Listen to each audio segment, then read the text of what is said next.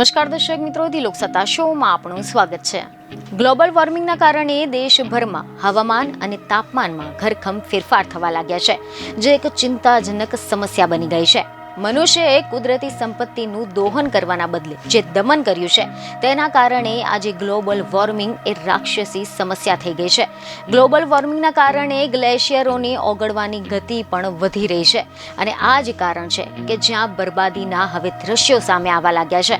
જેમ કે હાલમાં જ નેપાળના એવરેસ્ટ વિસ્તારમાં આવેલ થામે શેરપાનું એક નાનકડું સુંદર ગામ હિમ નદીના તળાવ ફાટવાના કારણે બરબાદ થઈ ગયું છે।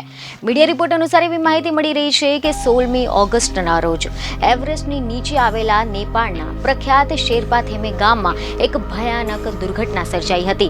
આ ગામ ખૂબ જ ઠંડા પાણીમાં ડૂબી ગયું હતું। કેરળના વાયનાડની જેમ અહીંયા હિમ નદી તળાવ ફાટવાના કારણે પૂર આવ્યું હતું અને આ પૂરના કારણે આખું સુંદર લીલું ગામ ગંદા ભૂરા પીળા કાટમાળ નીચે દબાઈ ગયું।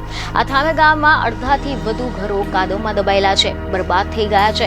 અહીંયા માઉન્ટ એવરેસ્ટ તરફ અચાનક પૂર આવ્યું હતું। એવું માનવામાં આવી રહ્યું છે કે ગ્લેશિયર લેક ફાટી નીકળેલા પૂરના કારણે આ બન્યું હતું। તમે જણાવી દઈએ કે થેમે એ તેન્ઝિંગ નાર્ગોનું એક ગામ છે, જે શેરપા એવરેસ્ટ પર પ્રથમ ચડતા હતા। જોકે સ્થાનિકોનું માનવું છે કે આ પૂર દિવસ દરમિયાન આવ્યું અને એલર્ટ પણ જલ્દી મળી ગયું હતું। તેના કારણે આ દુર્ઘટનામાં કોઈના મૃત્યુ કે પછી ઇજાગ્રસ્ત થયા હોવાના સમાચાર નથી, પરંતુ જો આ પૂર રાતના સમય થયું હોત તો 200 થી 300 લોકોના જીવ પણ ગયા હોત।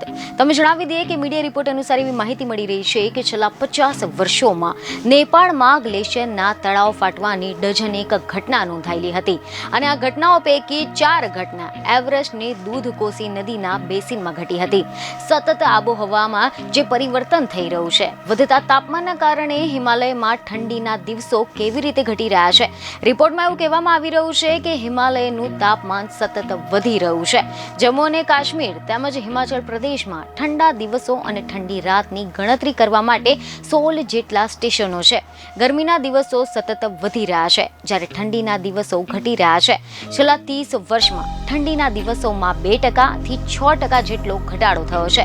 લીડ્સ યુનિવર્સિટીના વૈજ્ઞાનિકોએ હિમાલયમાં 14,798 ગ્લેશિયર્સનો અભ્યાસ કર્યો હતો, જેમાં રિપોર્ટ એવા સામે આવી રહ્યા છે કે 400 થી 700 વર્ષ પહેલા લિટલ આઇસ એજ દરમિયાન હિમાલયના ગ્લેશિયર પીગળવાનો દર ઘણો જ ઓછો હતો।